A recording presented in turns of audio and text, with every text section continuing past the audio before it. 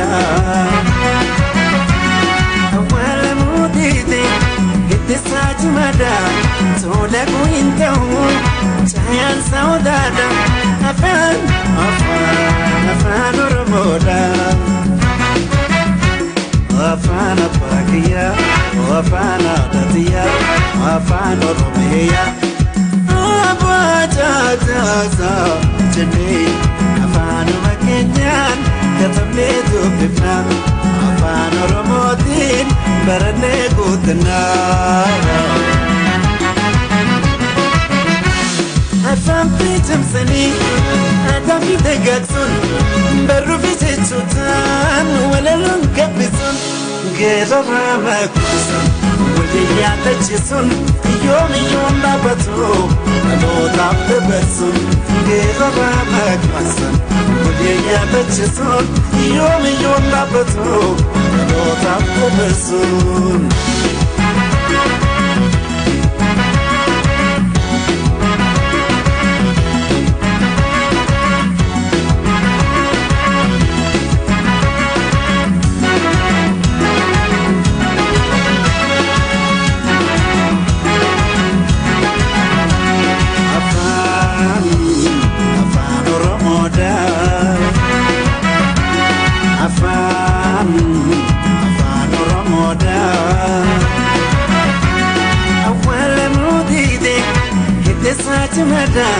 sola kuinta chayan saudada afan oromoda afan apagia afan adatia afan oromeya abata zoja jene afan makenyan katabnetu bifna afan oromotin barane gutna afana sonisa saroka hidati lokotan dengabu ya galanati bozi adaga onsesa sabati ilmana dachu aya gereti bozi adaga onsesa sabati ilmana basifno ifaye gereti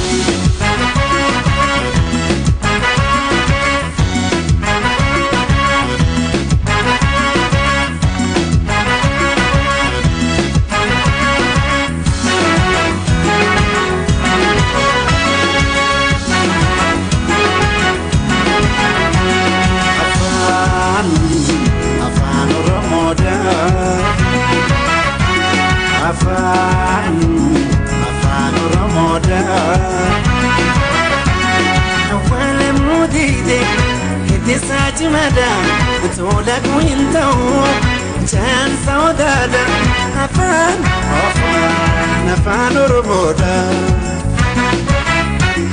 afan apagia afan adatia afan oromeya abajata jene afan makenyan barane gutna afan oromotin barane gutna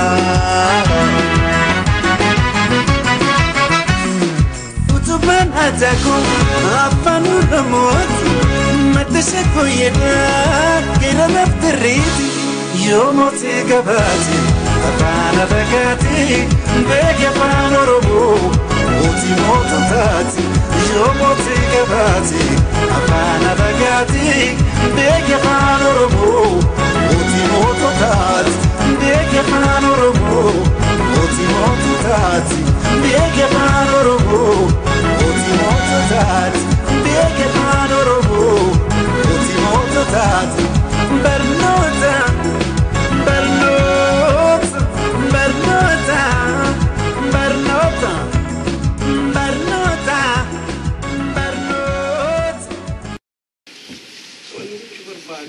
وانت كده بنتن ijoolleen kun buu abbaa biyyaa taane buu ijoolleen keessa narra maasan ijoolleen kun boroo abbaa biyya Oromiyaa waan taatufi Oromiyaan immoo afaan Oromootiin waan dubbatutti ijoolleen kun saba keenya dandeettii hojjechuudhaaf qopheessu jechuudha guddaan last issue we should go back to how.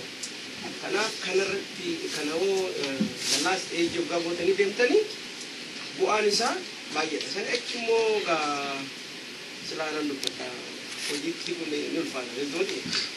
Can I be one who guided down the Chotan Rajara, Namasul to the Makajo letting Hatun, the Jole to Abanjo Low Oromo communication with Oromo Nagabu Ijoolleen akka wal jaalatu makaanizimii irratti hojjechuu warra barsiistan gaasiin ture kana ijoolleen wal jaalattee achi dhaquun irra jira hoggaatee haati sirrii jechuudha. Kanaaf mala adda addaa irratti malanii waan kaasaniif baay'ee nama gammachiisa. Yeroo sana waan akkasii kun jiraatee warri sidaawwan akkanatti Oromoo kana afaan amma fardaan farasuma jechuun farda jedhanii barsiisanii simply baay'ee deemuu dandeenya akka horii keessan horii hoolaa fidanii nama keessa ba'anii hoolidhaan baradhu jechuudha. Akkasumatti fakkaatan hoggaan horii horuma fiddee nama keessa teessee algeeffadhu baradhu waan tokko hin jiru waan akkasii kana keessa dabarree dhufne ammaatitti waa'ee Oromoo afaan Oromoo barsiisuudhaaf carraa godhan kana hoggaan laalu baay'ee ittiin gammada waan maqaasin dhugee yaada gaariidhaan kaatanii jabaadhaa tajabaannu manguddaan Oromummaa fi Oromoo biyyateen akka waan keessa jirtu sanis karaa keessa ishiisa keessa suuqnu malee bittee gabadde Oromoo barannee baratti baadhine sunis the big issue is biyya qabaanne biyya irratti gallee ijoolleen abbaa biyya irratti hojjetti bitti badaa waan jirtuu fi ishiin sun ishuu bilbiltu kanas yaajara wolof walumarra galnee waluma qabalaan ani waan tigirra waan baradhe tokkotu jira mana keessatti nuti waltuma jedhe mootaana nama biratti irra waltuma nu nama fuundatti mana wannu qabnaa wannoo tokko isa kana keessa barbaaduun irra jira barsiisa ijoollee tana keessa ijoolleen keenya akkasii muuxannoo gaarii argattee wal jaalattee wal harkisu godhuun baay'ee murteessaa waan ta'eef waan kaataniif waan bareedaadha. Baktinas juga ada mau mudah sekali. Itu mau juga nogau juga kamu tapi proses anda ini baru amu makanya sentil altu aku applicability sa gala altu details nah ani mereka nak kasih itu rumah kan kali probably ini mana bermutasi rojo kamu aman kamu bersih jero sampai dosi jalan umur nah most likely ini kara Februari itu lala kara cuma Februari ini evaluasi guna informasi guna gitu salah.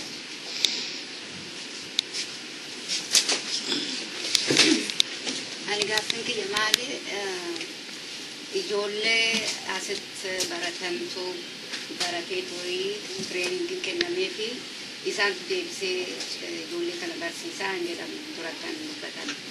Kanaaf treeningin suni dura deemamu erga barmoonni calqabee ijoolleen sun immoo baratanii nagaa barsiisuu eenyu calqabsiisa ijoollee xixinnoo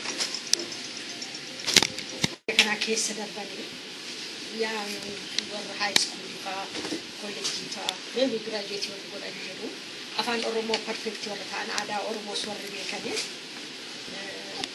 ijoollee kana dura isaanii erga isaan xumuratanii barnoota qophee isaanii erga xumuratanii isaanii leenjifamu isaan leenjifamaniiti ijoollee barsiisutti dhufu jechuudha. Ijoollee warra xixinnoo kana warra barsiisan jechuudha. Maaliif akkuma baay'inaan silaadhaan namni guddaan ijoollee kana barsiisuu hin danda'u. Isaantu beeka akkaataatti wal kominikeetii godhan akkaataatti ijoolleen isaan fudhatu. Maaliif barnoota biyya kanaa keessas darbaniiru nurra isaantu isaanitti dhiyaata. Kanaaf isaaniin filannee adaaltis garuu warra gurguddaa warra afaan beekan yookiin immoo afaanis hin beekne warra gurguddaa garuu namoota gurguddaatu barsiisa. Professionaalii warra biyyatti afaan Oromoo barsiisaa turanii qubee warra barreessuu barbaadan warra afaan Oromoo sin beeknamu adaaltii dhumatu barsiisa. Namuma keenyatu barsiisa. Ijoollee warra xixiqqoofiidha. Dura leenjisna isaanii leenjisne praaktisii godhaniiti itti seenu jechuudha. Yeroo isaaniitti kan hojjete dhugaa baay'ee gatii barbaachisaa waan gaarii lafa kaa'aniiru yeroo isaan dhiyeessan kan mataa keessatti deddeemaa ture bobbayyanaan jedhe eenyutu barsiisaa akka jedhu irratti xiyyeeffannaa guddaa kan kennamu irra jiru eenyutu barsiisaa sana ijoollee mana barsiisaa qubee ijoollee kan dabalatee dhugaanis itti waan jabaan akkasiin jiru galata adeegii hojii kanatti ka'ee barsiisaa nameedhaan kabajaa guddaa ta'aaf nama barsiisaadha waan salphaa ijoollee biyya kanaa keessatti barsiisu adabuu hin dandeessu waan tokko gochuu hin dandeessu ifachuu hin dandeessu waan tokko gochuu hin dandeessu akkasumatti si ilaalu jaldeera isarratti warra barsiisu sanarratti xiyyeeffannaa guddaa kan kennamu qabu training humnaa dandeettii horii hundumaa jararratti kan ta'e maaliif dura isaa akkumatti jalqaba akka garaa barraanii lamaffaatti deebi'anii barreessuu hin jiru isaanirratti warra barsiisu sanarratti xiyyeeffannaa guddaa kennamu qaba training barbaachisu jaraan daadhis baay'ee wanti murteessaan warra barsiisu rakkachaa jirudha yeroo baay'ee ijoolleen keenya gaafa barsiisnu ati barsiisaa komitii ati barsiisaa miti yookiin barsiisaa komitii isa dandeettii nuti qabnullee nu rakkachaa jiran wanti keenya boruu hunda yeroo calqabnu voluntarily basedidha. Voluntarily based yeroo ta'u calqabameetu dhaabbata. Kontiinii hin qabaatu. Piroojeektii kana akkatti fufiinsa qabaatu ijoolleen koo gaafa guddatan isaan afaan Oromoo baratanii isaan irratti dhaabbachuu hin qabu. Ijoolleen isaanis barachuu hin qabu. Sustainable fund akkaataa itti argamee warrillee barsiisan kun akkatti kaffaltiidhaan fattaniis haa ta'u sanarratti irra jireessa itti yaadneedha. Baay'ee gaariidha. Piroojeektii Oromoo Diyaasporaa jiru walumaan jirraa calqabneetu madiisna. Sababni isaa jireenya mataa keenya injifachuuf olii gadee kaannaa. Volunteer based yoo ta'e kontiiniitiin isaa fi sustainabilitiin isaa hedduu na addeessa. Kanaaf achirratti hagam yaadanitu sagantaa maalii tokko qabu yaada waaqayyo saba biyya addunyaa kanarra qooqi meeqa akka jiran hin beeku lakkoofsa kumaatamaanidha. Saba hundumaa kanaaf waaqayyo qooqa kenne. Sabi hundinuu qooqa mataa isaadhaan qabu ijoollee fi maatii gidduu walii galu maatii gidduu walitti dubbachuu sabaaf saba gidduu walitti dubbachuu akka danda'u kan uume waaqayyo. Innaa yaada gaariidha yaadni keessa. Yaada waan tokko namni tokko boodatti sin deebisuu hin qabu. Dhugaadha waan jiru itti fufuun sirra jiraata godhamu sirra ta'a. Ijoollee irratti fookasii gochuu keessan immoo baay'ee gaariidha. Inni kan micciirame deebisuu fi yeroo xinjitiidha.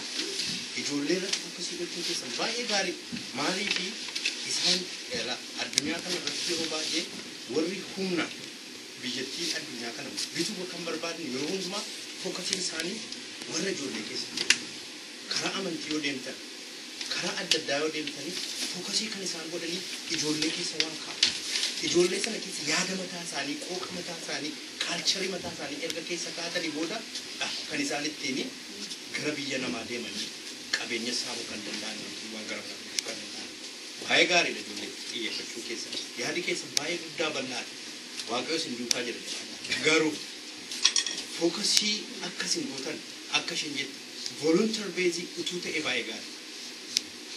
Horiin akkamittiin argama isa baay'ee irratti hojjechuutu irra jira. Horii dhabneettanii boodatti deebiin isin irra jira.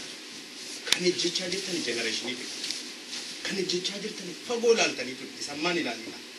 Waggaa 20 booda wanti kuni waan cimaadha kan inni ta'u. Volunteer based gaafa ta'u baay'ee gaariidha. Maaliifi kan dadhabnu ijoollee keenyaa fi kan dadhabnu maatii keenyaa fi sadis kan dadhabnu biyya keenyaaf gadi ta'ee fi inni kun baay'ee gaarii ta'udha. Haa ta'u malee tola faranjiin balleesseera. Dhugumadha bara xaaliyaaniin galtee inni tireedamni makiinaan isaanii dhoqqeen qabee baay'ee rakkisaa ture. Innaan dhoqqee kana namoonni dhiibanii akka baasan akka isaan gargaaran godhanii jedhamu.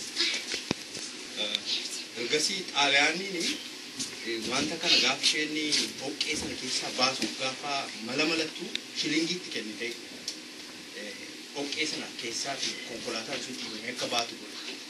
Booda warri gubbaa sunis konkolaataa kan argatanii akkasuma jalqabanii makiinaan sun dhiibamuu dinnaani tola faranjii balleessee jedhaniitu itti kennanii akkasittiin keessaa baatanidha. Weel baay'ee gaarii horiin hin barbaachisa. Horii malee waan tokko hojjetamuu hin danda'amu. Horiin humnadha. Horiin jabinadha. Horiin beekumsa sinfidha. Akkatti horiin argamu irratti fandi mootummaan Ameerikaanii fakkeenyaaf koominiitii adda addaa fi fandi hin gadhiisa. Isarratti gadi fageessaa hojjetan. Warra gara Juushii kana yoo deemtanii argitanii akka isaanitti mootummaa Ameerikaanii keessaa fandi koominiitii isaanii gara isaaniitti fidanii inni ittiin hojjetan jira. Akkaataan itti argamu jira. Hin didan isin koominiitii keessa hojjechuuf karaa gaarii yaaddanii deemnaan isiniin dhowwan. So inni baay'ee barbaachisaadha. Haa ta'u malee asuma keessaa immoo wanta kana fandii gochuu fi maal yoo goone wayyaa namoonni keenya biizinasi maandilii ta'anii biizinasii keessa galuutu isaanirra jiraata. Isarrattis immoo koominiitiin inni kun egaa addadha. Isarratti koominiitiin hojjechuutu isaarra jiraata. Namoonni horii hin qaban taanaan eessumayyuu fidanii kennuu hin danda'an. Namoonni qaramanii biizinasiitti immoo akka galan gochuutu nurra jiraata. Yeroo sana isa walitti qabneetu saba keenyaaf, ijoollee keenyaaf fi maatii keenyaaf waan gaarii hojjechuu nurra jiraata. Isuma kana jechuudha Waaqayyo sana haqqisu.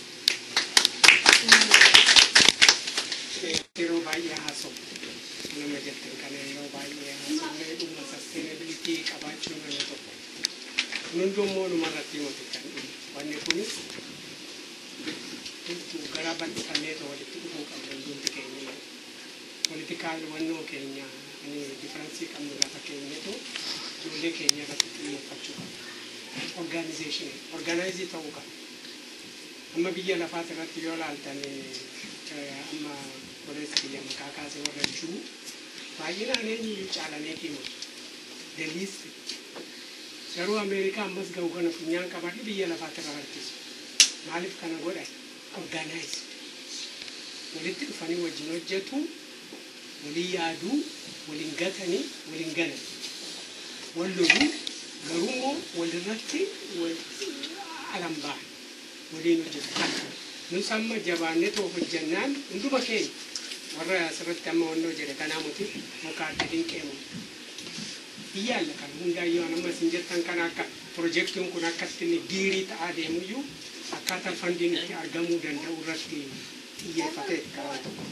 Garuu immoo isarratti immoo fandii horii alaa fudhatu jenneetu taa'uu nurra hin jiru. Organized taaneetoo ni kaanee hundumti keenyayyuu ka'uu qabna. Kanaaf yaannee waliin deemnu malee kophaa keenya bakkee tokko iyyuu hin geenye. Ani kophaa keenya deemee bakkee tokko hin geenye. Innis achitti deemee indura frustrated ta'eetu abaluu didee wal hamateetu addaan ba'a. Kanaaf organize ta'uu qabna qophoofnee ta'u kana yaadu manatti hundumti keenya itti yaannee ta'u dhufuu qabna. Ijoollee keenyaaf oguma wanni tokko dhufe batattisuu nurra hin jiru. Duratti yaaduu qabna fageessinee ta'u. Amma waggaa amma jettan kana waggaa 20 tokko genereeshinii dhufuttamma akkuma jedhame biraaniin jette kanatti wannoo ta'uu barbaanne ammuma qophaa'u qabna. Qophaa'u yaaduu hundi keenya yaadnee dhufuu qabna. Kanaan isiniin jedha garuu nama jettan kana hundumtuu itti yaadame ittuma yaadaa turre kana hundaayyuu amma dandeenyutti ni wannoo goona garuu isin immoo wajjin dhaabbachuu baanne bakkee tokko iyyuu hin gahu.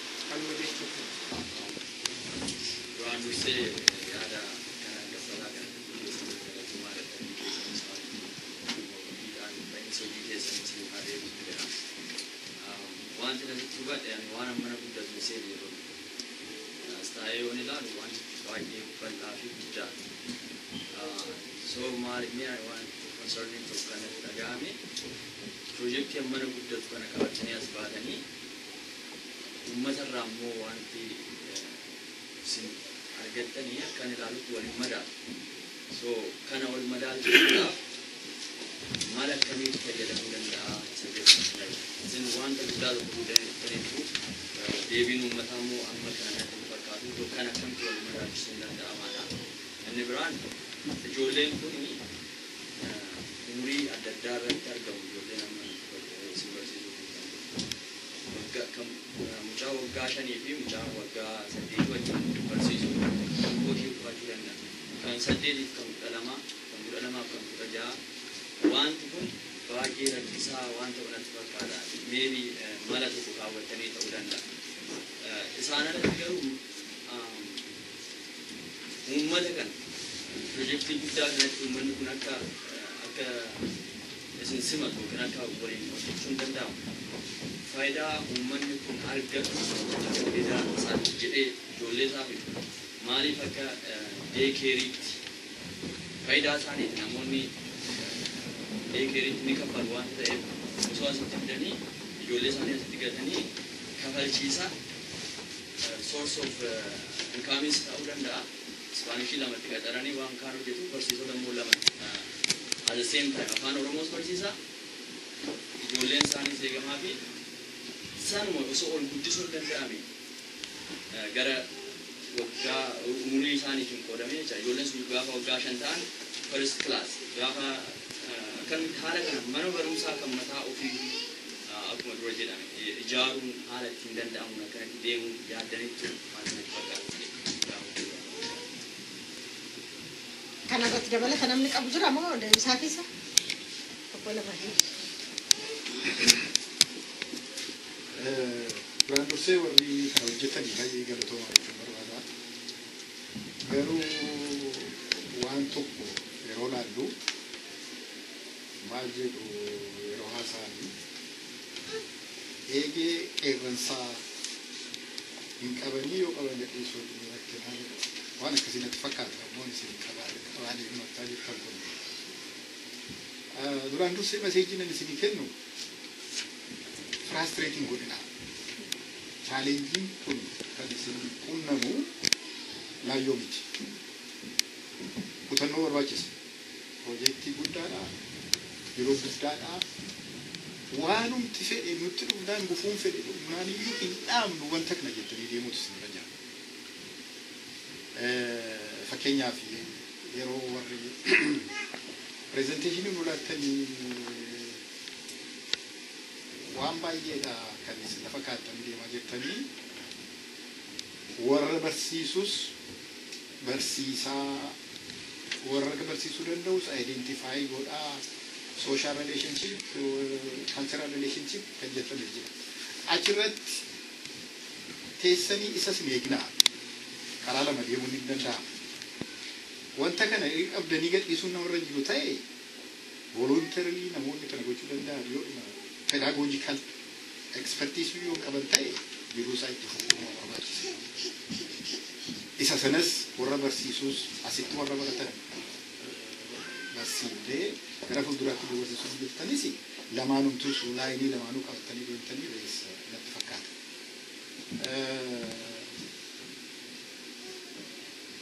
Projektii kanaa fi resource mobilization biyyattanis duraan dursitanii waan hojjetaa jirtan agarsiisuu namarra jira. Fanni reezii gochuufis tanaan maal godhaa jirtu sitan jira. Evaluationii barbaachisaa. Kanaaf waanuma qabdanii jalqabanii deemuu barbaachisaa. Projektiin kun maayini bu'aan isaa jennee ilaalle really Oromummaa ijaaruu kana jalqaban. Namni tokko of hin beeku taanaan maalummaa isaa hin beeku taanaan identitii qabu.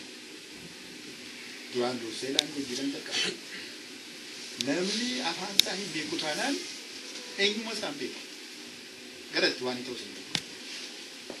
Afaan isaa irraanfannaan kaalcharii isaa irraanfannaan bade. Saba meeqatu bade? Abashoonni biyya keessaa illee gaafaatu warra jedhamu maal warra jedhamu balleessanii afaan Amaariyaatti kennanii fedhanii namni isaan identitii isaanii beekanii maal kan jedhan maal kan jedhan baay'ee balee biyya Itoophiyaa keessatti. Garuu lafa kana gubbaadhaan haa fudhatan sabi number 1 cimaa yoo jenne ji'uudha. Duraan dursanii ji'uun tokko mana isaati afaansaa barata afaansaa beeka kana booddee kaalchira beeka kana booddee religion isaaniiti kanatu saba kana waggaa kuma lama rakarraa warra badee walitti qabeenya taa'e fundamentally language nus biyya keenya inni jaarraa Oromiyaa inni jaarraa Oromoo hin deemne dhaabna yeroo jennu duraan dursinee ijoollee dhalattu Oromummaa keessatti mutuun jira. Oromummaan akkuma jalqabne kana language barsiisuudhaan jalqaba. Nama afaan waarii isaa beeku, kaalchii isaa beeku, eenyu isaa beeku mirga isaa hin gaafata. Yoo afaan Oromoon beeku ta'e Oromoon biyyaatii du'aa jira maal godhaa jira maaliif jedha. Maal godhaa garuu ilaala amma Ispaanishii afaan Ispaanishii dubbanni jiru.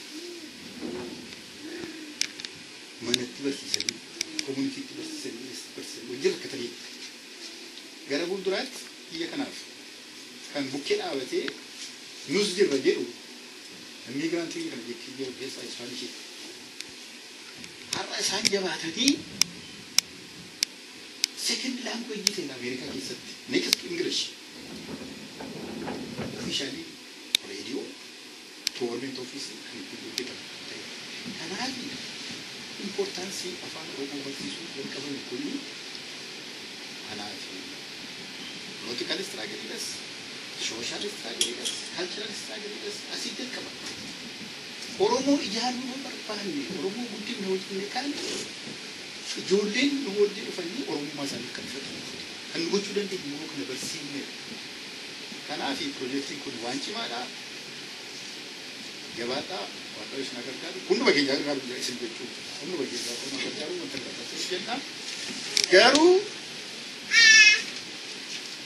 isa ayyaa sabi kun Oromoo Community fandii reezii godhee namatti hin qaxarra jedhamu kana question markiin kaa'u barbaada. Processing kasi keessa waan ani jiruuf waan keessa tureef nan beekaa. It's not simple. Ijaara projectii keessa jabeessaati. Donors funding ni argama. Karaa wal qabatee akka inni deemu gochuudha malee. Alamaayyuu Musee Sembusee forget that. Maaliif illusion keessatti xumuru. Kanaaf jabaadhaa waaqayyo nu gargaaru. Ijoollee eejidhaan eejis baay'ee sensitiividha. Eejin agartee wanna baay'ee deefarmini jira. Cognitive level. Amma akka wanna teknoolojii wanna ta'an jira. Kanaaf ijoollee yeroo barsiisnu age groupingiin jira baay'ee barbaachisaadha. Age groupingii goona. Akkasumas activitiin isaan hojjetanis fakkeenyaaf ijoollee xixiqqoo agartee yeroo baay'ee ta'aniitu naannoo sana nuti barbaadu hojjechuu barbaadu. Warri gurguddaan nuti kaachuu barbaadu. Wanna isaan madaala wanna isaan fakkaatu hojjechuu jira. Kanaaf eejiin suni categorize baay'ee barbaachisaadha. Inni isa categorize. I think gaaffii kana fakkaatu miti. Kana waa'ee hunduu jedhameeraanis barumsaan har'a barattee tokkoon isiniif share gochuu barbaada. Organizationii tokko kannaayyuu achitti how do you celebrate Christmas jedhanii multicultural kan ta'e how do you celebrate Christmas discussion jedhama jennaan liyaas ka'eeti nutti ni jedhani qallee kan jedhamu jira like haakii isa siin jettan isaa wal fakkaata akka kootti argisiise muka akkanatti jallaa filanneetu burii immoo like a board mukarraa qinqimnee hojjenne isaan qabannaa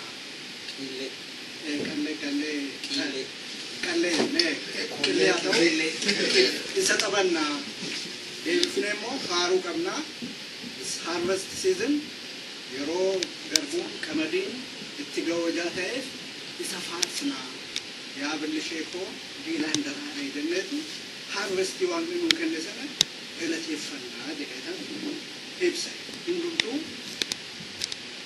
ka'ee ibsa jechaadha different denomination of Christianity warri kaan warri maal jedhanii Afrikaa keessaa nuti du'a celebrating goonu jedhan yeroo Kristos ija crucified ta'eef we don't celebrate crucifixion of Christ. Ijoolleen baay'een is waan dhumaniif ija kana we don't celebrate Christmas jedhanii warra dubbatan immoo activistiin jiruun tokko maal jette nuti Christiin akkuma Jew ordinary Jew tokkotti ilaallaa. God is mightier than Jesus Christ. Akkuma nama tokkotti ilaallaa.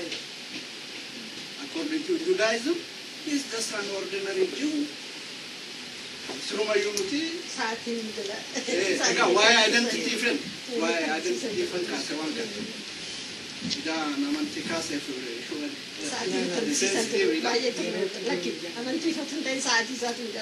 Ega why eenyummaa kana ittiin Jew kun maal jette warra Giriikiitu nu qabatee templii keenyatti wanni templii uma keenya qabatanii they were teaching their ideology. Achirraa elaborated ta'anii Judaism baafannee dasii jabaanii jettee waa'ee aadaa ishee nu barsiifte. Waanuma akka Habashoonni nu gochaa turan jechaadha. Identity keenya cimsuudha kan gabrummaa keessaa nu baasuu danda'u jechuu barbaade.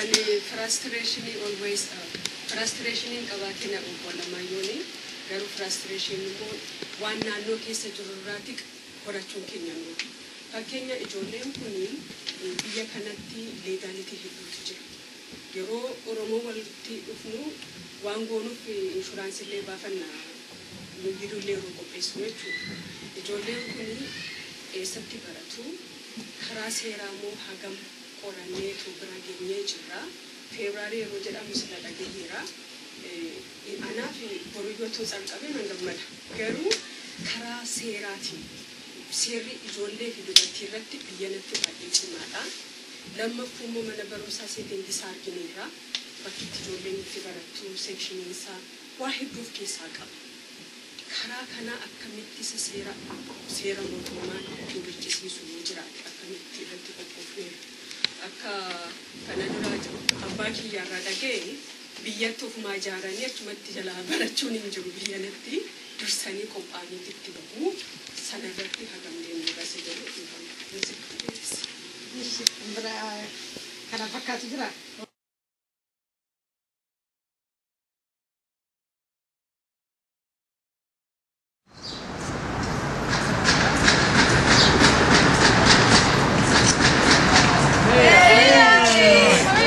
I'm good. It's good to see you. How you doing? What's up, buddy? How you doing? How's life, bro? It's been tough. So Ali, how are you liking the new country, man? It's nice, but people aren't so friendly. It's tough. I'm not used to any of this, but I'm trying. Well, at least you have us as friends, you know? Yeah, I do have you guys. I appreciate you guys. You guys are good. We appreciate you being here. We love you, Ali. I love you guys too.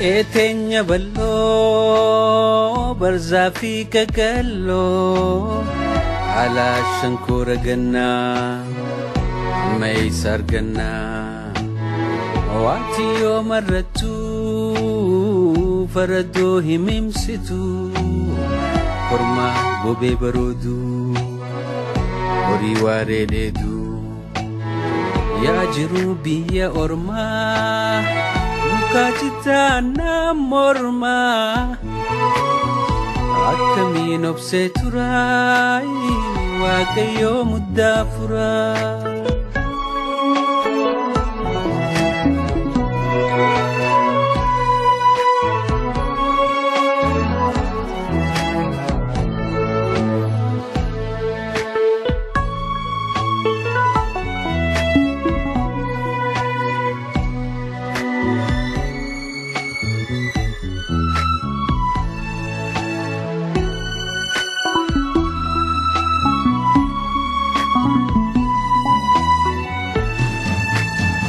Hadatoo ayiyyoo abbaa koo abbiyyoo buleeyya nambayyoo sittan hima yaa waaqayyoo.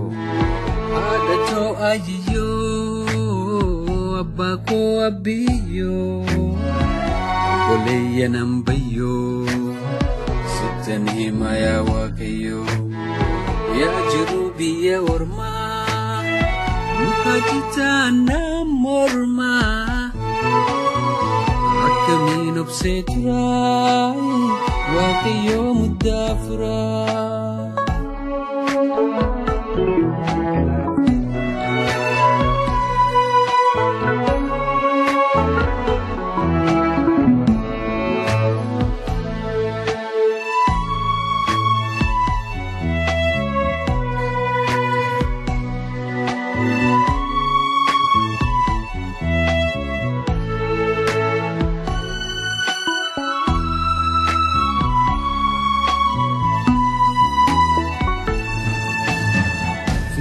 Figan jirada waan boru arranyada ibsadde dullumus nabase hiyyomu.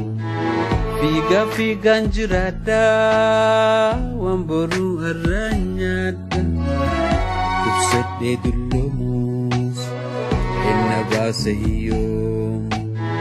Yaa jiru biyya ormaa Kajitana morma akkamiin obsee turaa waaqayyoo muddaa furaa.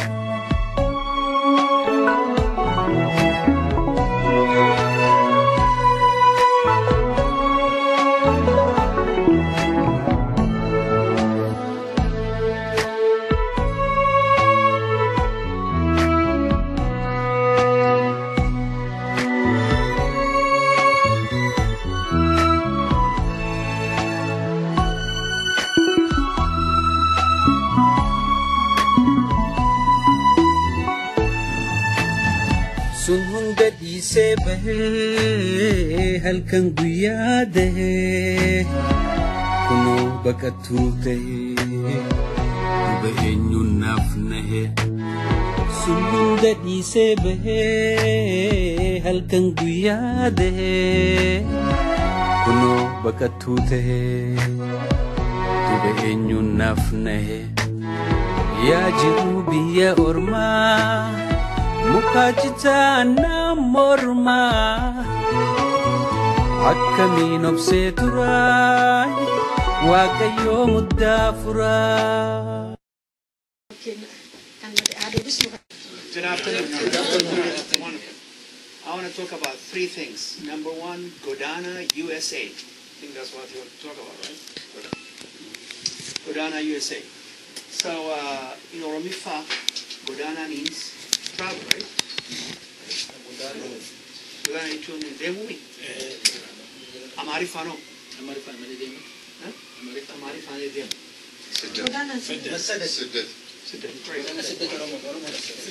Godana jechuun karaa jechuudha. Karaa jechuudha. Godana jechuun dheeressuu fi gabaabsuu yoo dheerate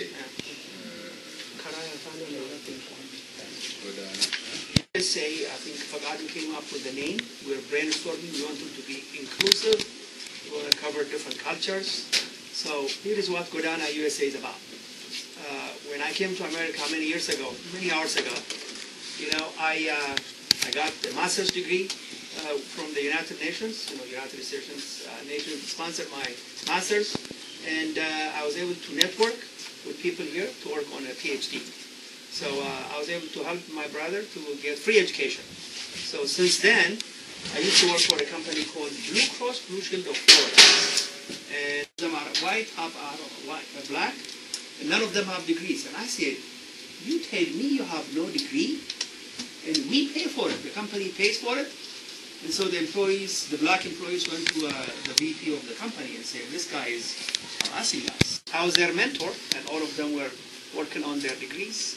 And I think you know one of them, Todd, has his doctorate. And so ever since, I always felt like education is an equalizer. In this country, education is not free, especially beyond, beyond high school.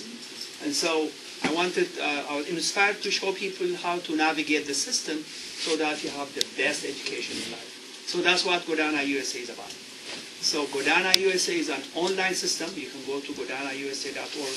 Fagadu is actually helping us build the online system. So we basically research the various educational opportunities, put it online so that every child on earth that wants to get education in America can navigate the system. So it's basically how to navigate the system, whether it is scholarships, financial aid, whether it's a Chinese child or an Oromo child or a Greek child, it doesn't matter. If they can get online, education can be available to them. So that's what Godhame USA tries to do.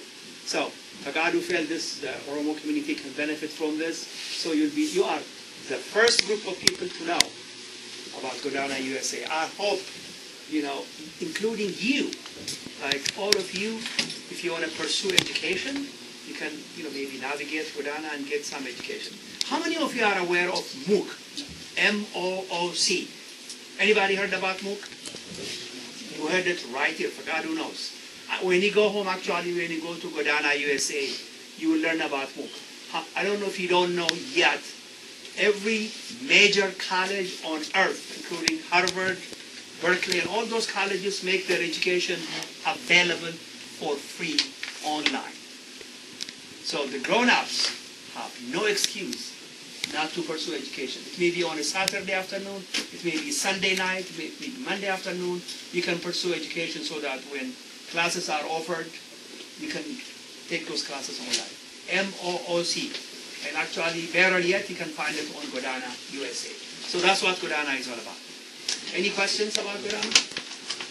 Hopefully this will supplement what you do. Maybe you want to make some of the Oromo classes available online, and Godhame may be a place. You can do that.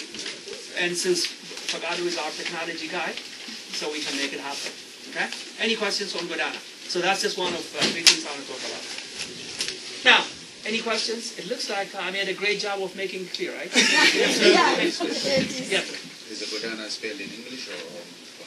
Actually, it is Godhame. It is Godana. USA. Godana USA. Yes. GodhameUSA.org. Okay. So that's what Fagadu wants me to talk about. Faranjis say one thing. I'll make it brief, and maybe the best way to make it brief is to read to you. I have a gift. I have a grandfather. Am I making sense? Arja waan ta'eefi yoo akkaawuntii yamar gootuufi taa'ee daldaalee namni jiru manaa baay'ee karaatti nama soqee nama karaa deemu soqee waamee waliin marqanii. So he's a very generous man. So in his honor, for this Christmas celebration, I wrote an article on generosity. Actually, it started as the science of generosity. Actually, generosity has a science. And so I love to talk, so I can talk for 3 hours. I know you have to go home and have dinner and watch football and do whatever you have to do. It might be enough for each person. So maybe 2 or 3 of you can follow along together, okay? So I have 2 articles I wrote I want to share with you as a kind of more like as a Christmas gift. Why am I giving you this as a Christmas gift? I know you are looking, Christmas people give money, right? But I'm giving you, Faranji says, you know what? You can give a man fish, so they will have dinner. Like this beautiful shirt, if you give me, I have 1 shirt. But if you show me how to make it, I can make it for so many people. So if you show people how to fish, they will have dinner every night. So what I'm sharing with you is maybe a little bit of insight and knowledge so that you'll be happy people for. That's my gift and my love to you for this Christmas. So one is on generosity and one is on reflective writing. And I'll read them so that we can get to it and you can go home for dinner. How about that? Okay. Here it goes. Here it goes. Generosity is more than cash out of your pocket. Okay? So, generosity is synonymous with philanthropy. Is defined as the intention and act of giving for the well-being of the recipient. To understand the true essence of generosity, it is helpful to look at the visible and the invisible aspects of giving. The visible part is the act of giving, which includes gifts that are transferred from the giver to the receiver in the form of money, possessions, time, attention, aid, encouragement, emotional availability, prayers, kindness, and the like. So now you know generosity includes all of these things. So money is definitely a good, if you want to give me money, I'll take it. Maybe I'll give it back to you, right? So that you can do what you do. But there are so many other things like by you guys showing up today, you've given this group a gift. So time, attention, helping someone with prayers. And as many of you said, you are doing a good job, encouragement. All of these are forms of generosity. The invisible aspect of generosity is the attitude and the intention behind the act of giving. If the giver is offering gifts based on the true needs and for the well-being of the recipient, the act qualifies as the act of generosity. In other words, if you begrudgingly give, that will not be considered generosity. But generosity always has an intention to benefit the recipient. So that's kind of the meaning. There is a biblical base or a scriptural base for giving. Scripture and science are in agreement about the benefits of generosity. There are at least 63 Bible verses that speaks to the benefits of generosity. Here is a sample. Given it shall be given to you. Good measure, pressed down, shaken together, running over, which is Luke chapter 6, verse 38. One gives freely, yet grows all the richer. Another withholds what he should give and only suffers want. Whoever brings blessings will be enriched, and one who waters will himself be watered.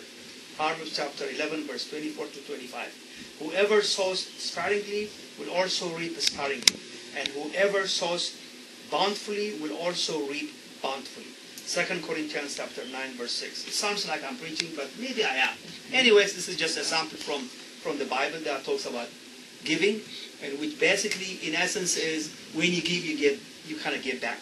And, a week ago, my wife and I went to this workshop, and this woman was talking about something called negaholic. Basically, she was talking about being an activist. And what she's talked about is whatever it is you want is what you want to give. Okay? If you want people, if you want to be miserable, give people misery. If you want to be criticized, criticize people. If you want kindness, give kindness. Let me just say something about what, this program about helping children and educating children. Whether you are, when you educate a child in a language, you are giving them a tool, right? Okay. In a way, I'll just give you one example. I live in Florida, by the way. I live in Florida and I live here, so I kind of have two homes. And in our Florida home, I belong to an association. And when I sit here, when I hear you guys talk, you look like me. You talk like me. Why am I saying that? Okay. I was sitting in this meeting with my homeowners association 4 years ago, and every Frangie, I'm probably the only person with a person of color, okay? And everyone is Frangie in that association. And everybody gets up and says, you know what? We need to do this for our community, meaning our homeowners association. What's the purpose of homeowners association? It's kind of more like an enlightened self-interest. It's to keep the value of home up, right? You don't want the value of your home to go down. That's the whole idea behind it. Every person who speaks and gives an opinion says, you know what? We need to go to the city and maybe ask for a grant. And the person who gives the suggestion says, I'm going to go to the city and get this. And the second person gets up and says, gives a suggestion and says, whatever suggestion I gave, I'm going to do it. I was the only person, I was thinking about it a week later, I was the only person who was lecturing the Homeowners Association board to do this and that, because I'm just like the rest of you. We are one and the same people. We we love to give a lecture to people who get up and talk about something. But those people, every one of them says, whatever suggestion they give, they want to go do it.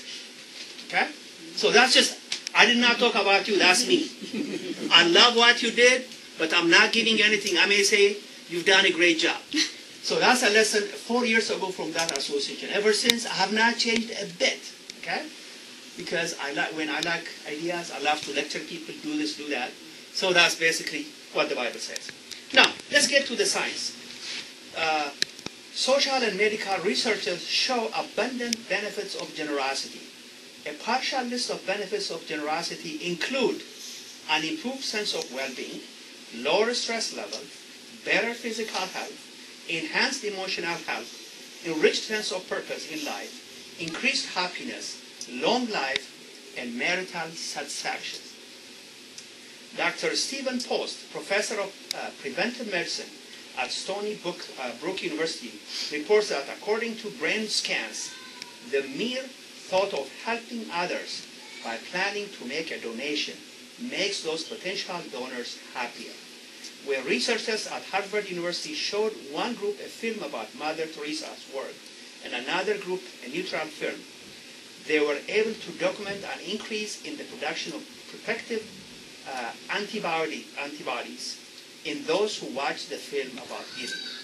Volunteering frequently to help others is associated with delayed mortality among older adults. According to a Stanford University study, a study by the University of Notre Dame shows generosity, defined as a small acts of kindness, displays of respect and affection, and a willingness to forgive one's spouse, his or her faults and failings, was positively associated with marital satisfaction and negatively associated with marital conflict and perceived divorce likelihood.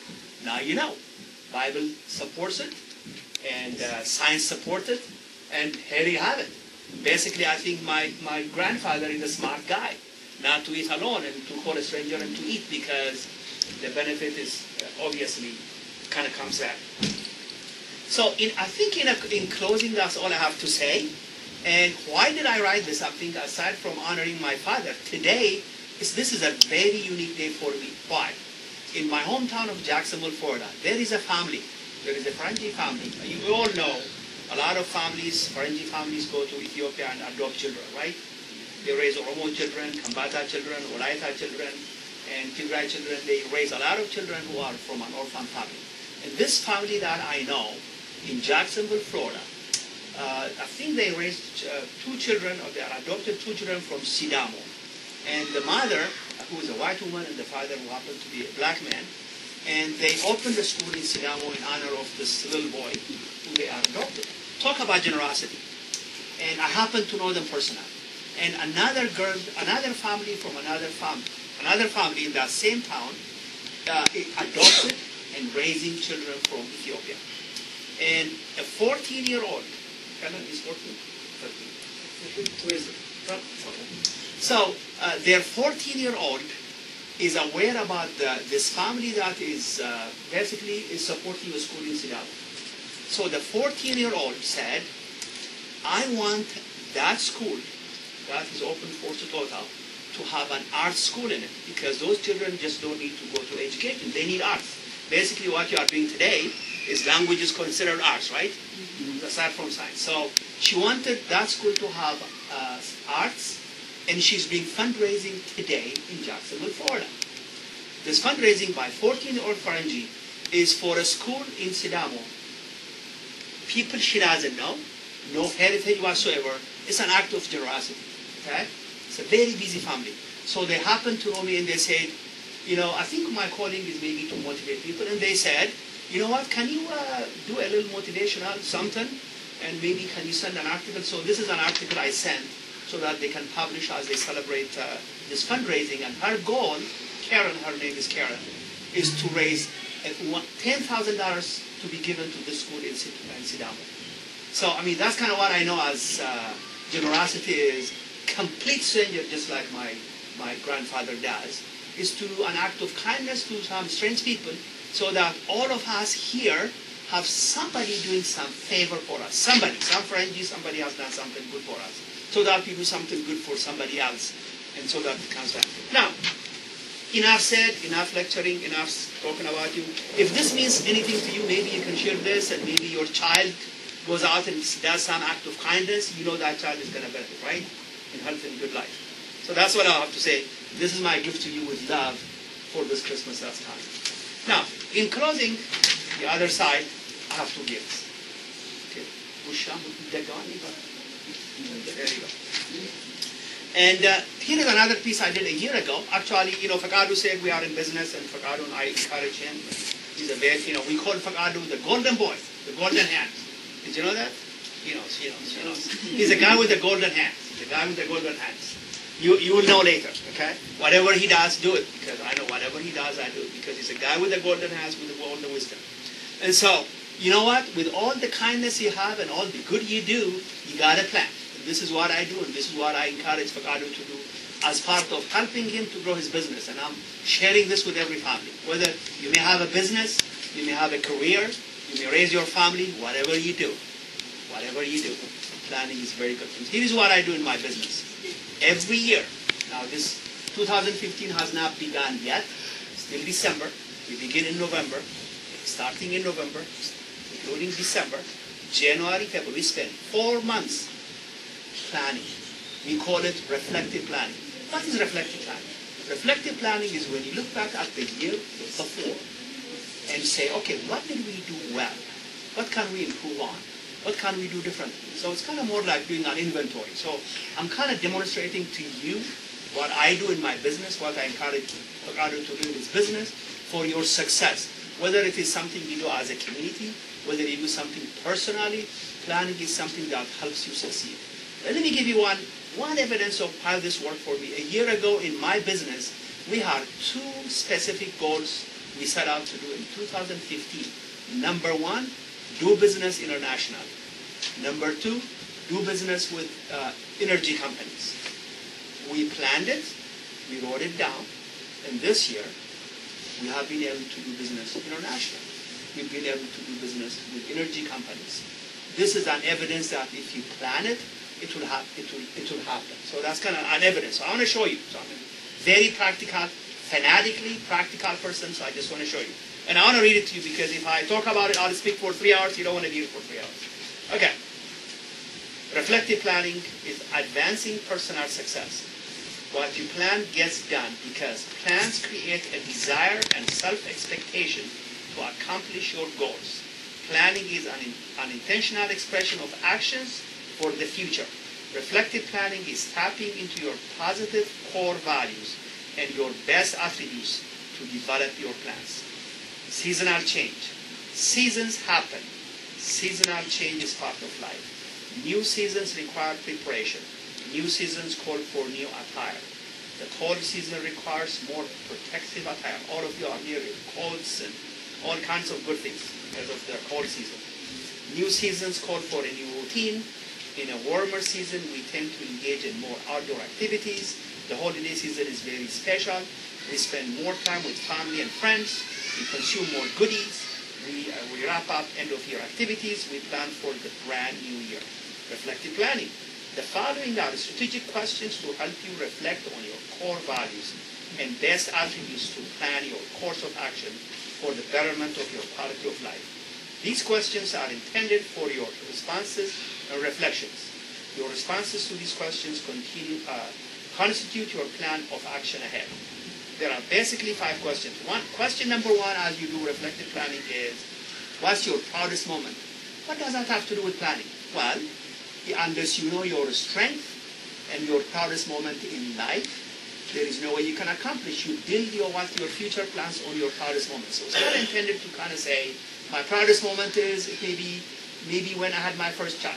Maybe you can say maybe when I came to America. Maybe it's when you won the lotto. Or maybe you got promoted. Or maybe you got your first job. Maybe you found a wife. Whatever it is. So kind of say, this is the proudest moment. Maybe it is when you made a big donation. Maybe it is when you help someone. So you kind of have to do your own gut check and say, this is my proudest moment. Okay, you write it down. Okay. The second question is, what is one thing you want to accomplish in the coming year? Okay, in 2015, here is something I want to accomplish in 2015. So you write it down, okay? Question number 3, what is one personal change you want to make to improve your quality of life? What is one change I want to make? Is it maybe do a healthy walk? Is it maybe eat healthy? Or maybe, call my siblings, every month? Whatever it is you want to do, 2015, you write it down. Because when you write it down and when you plan, a year from now, when you look back, you know what? I accomplished what I want to accomplish. Question number 3. What is one personal change you want to make to improve your quality of life? They say, as I learned, it takes 14 days to break a habit. You may have a bad habit, okay? It takes 14 days to break a habit. It takes 21 days to form a new habit. So maybe there is a habit you want to break. Like I have a bad habit of showing up to meetings late. Okay? Maybe I want to come to a meeting an hour early. Whatever that is. So maybe you have your own things you want to improve on. So it's one change you want to make. Question number 4. What is one career-related change you want to make to improve your professional life? How many of you are in a job? You are in a job. You want a promotion. Maybe your key to promotion is to go to the boss for a lunch, once a week or once a month. Or maybe invite the boss to your home, once a quarter, so that you are closer. I don't know. I'm not telling you what to do, but it is one career change. When I remember I was in this workshop one day, and this woman gave a testimony, and she said she became a boss of a bunch of African Americans, and because she's Ethiopian heritage, and they didn't like her, and therefore she was not going to be successful.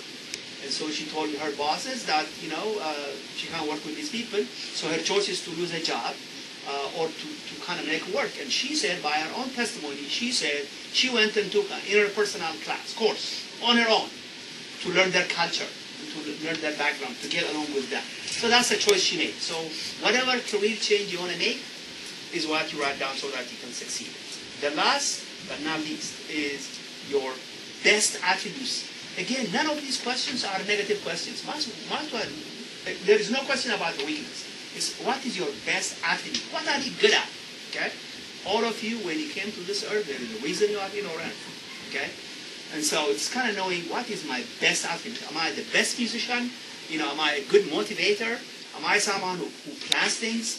Whatever it is, you need to know your best attribute. So a combination of these 5 things, you put it down at the beginning of the year.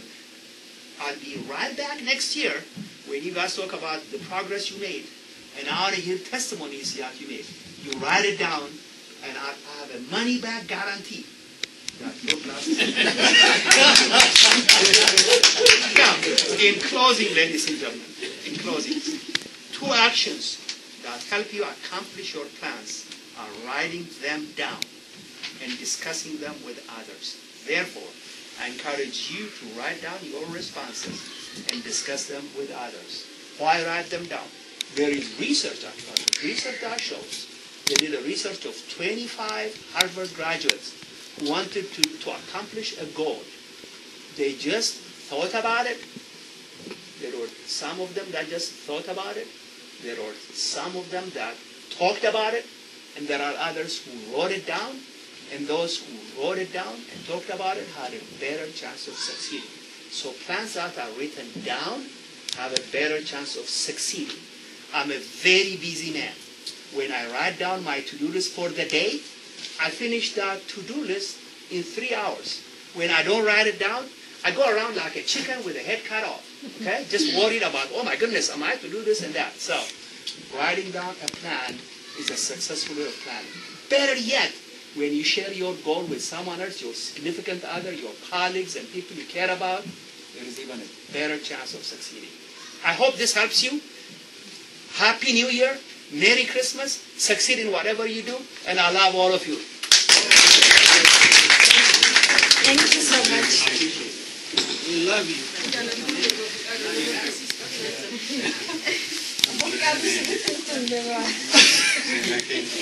Keessan galatoomaa yeroo keessan fudhatan jechuun isa xumuraa Dr. Dastaa dhimma biraa fariifatee sokkee bogarramoon bakka isaa bu'ee isa dhumaa xumuranuu godha. Isa booda gara biyya keenyaatti deebina. Warri yeroo keessatti sattanii sagantaa qabdanii jijjiirtaniitu asitti argamtan baay'ee galatoomna jedha. Keessattuu yeroonni sadan reelii walga'ii waliin teenya yeroo isaanii baay'ee sagantaa kanarratti akka balleessan argaa jirra. Sacrification guddaa fudhattanii waan kana isin geessanii ammas immoo hojii guddaa isinirraa eegama. Kanaaf hanan gammaatitti gootanii yeroo irratti balleessitan adee dinqeen immoo yeroo baay'ee halkan sa'aatii galgala meeqatti naa bilbile. Ta'aa bulti na fakkaate. Keessattuu dhimmi kun baay'ee akkasii cinqee hojjechaa jiru. Kaarikulamii kana fiduudhaan chaalenjii ishiin keessa dabarte dhiyeenya nan beekaa. Kanaaf jara kanaaf dhum tokkotti mee yeroo tokko harka naa kennaa. Ittaanee waa'ee afaan kanaa maali? Waa'ee afaan Oromoo maal barbaachisa hin jedhuu fi afaan Oromoo Oromoo nama dubbatanii sabni tokko an adda isa godhu kalarii yookaan fi dhaabbina isaatiin all the same saba Afrikaa irraa dhufe. Eenyu namni baay'ee nama Oromoo hidhee isin beeka? Nobody. Biyyi keessatti baasii keessatti argitan maal isin hin jedhu? Yeroo baay'ee yookaan xinaastillee yookaan ifu hariyyoo Habashaa kana lamaaniin ala adeereen Oromoodhaan jedhee si gaafatu hin jiru. But nama tokko baasii keessatti yookaan iddoo tokkotti yoo afaan Oromoo dubbatu argitan itti siqxanii tokko nama sana close friend taatanii ati Oromoodhaan jettanii waan san gaafatu. So maaliin nan kana godhu afaan more hangam akka nama walitti fidu. Akka connectionii tokkoof instrumentii ta'edha. Sabni tokko immoo yoo afaan hin qabaanne eenyummaa isaa hin badaan isaan jedhan kaasuufan ajan barbaadeef. Oromoo Community'n waa'ee afaanii mishinii keenyarra jiru olaalchanii jira. On our mission history mishinii keenya keessatti history Oromoo, afaan Oromoo, aadaa Oromoo, Oromoo qofaa osoo hin taane saba biraallee barsiifnaa jedhu jira. So mishinii keenya kun galmaan ga'u duramee ofirraa kaanna. Projektiin kun daa'ima keenya haa barsiifnu, daa'imni keenya generationiin keenya continuity akka qabaatu haa goonudha waan ta'eef kanarra dabarree saba biraallee barsiisuu qabna. Kanatti hin dhaabbannu kanumatti hidhee kanan isitti nuu qabu Afrikaa irraa dhufee afaan baay'een DC keessatti dubbatamaa jira. Afaan Oromoo maaliif DC keessatti hin dubbatamne kan jedhu projektiin jalqabame. Isaafillee nu gargaara wanni kun. Here we started this project at this community. We're gonna develop in guddanna afaan guddaa ta'a jennee DC government faanallee hojjechuudha deemna jechaadha. Kanaaf kaayyoon kun projektiin kun projektii waldaa dubartoota qofaa miti. Waldaa hawaasa kana qofaa miti. Han dargaggootaa qofaa miti. Han all Oromoo. Kan siyaasa, kan kaani, kan maalii oduu hin taane the whole Oromoo. Waan ta'eef kanaaf bira dhaabbachuun barbaachisaadha jedha.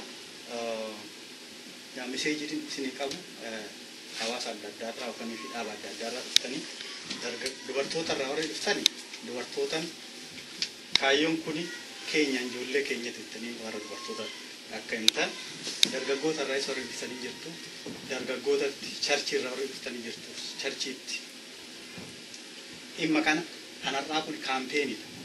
Namoonni waa'ee kaayyoo kanaa waa'ee projektii kanaa awareness duraati kun wigana kool deebinee ammasii waamu yeroo san immoo namni baay'een akka abdii qabna bal'inaan perceptioniin ala jiru akka kaayyoo kana faana waliin qabannee amma haalli nu hubannu jecha hubattanii gadi baatanii namootatti kana projektiin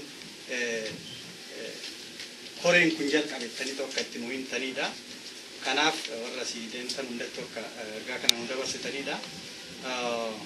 Egaa kawanni kun iddoo ga'uudhaaf amma keessattuu barumsa amma keessummaan amma dhufee haasa'e kuni really laphee koo baay'ee na tuqe. maalifu plan is the main thing. Karoora kun amma karoora kan ammoo galmaan ga'uudhaaf participation hunda keenya gaafata, sacrification hunda keenya gaafata. Kanaaf plaanii baafne kanarratti hundi keessanuu hirmaannaa gootanii akka xumura iddoon geenyu raasiniin jecha asuma irrattan akka nagaan dhuftan nagaa mana keessatti galaasiniin jedha.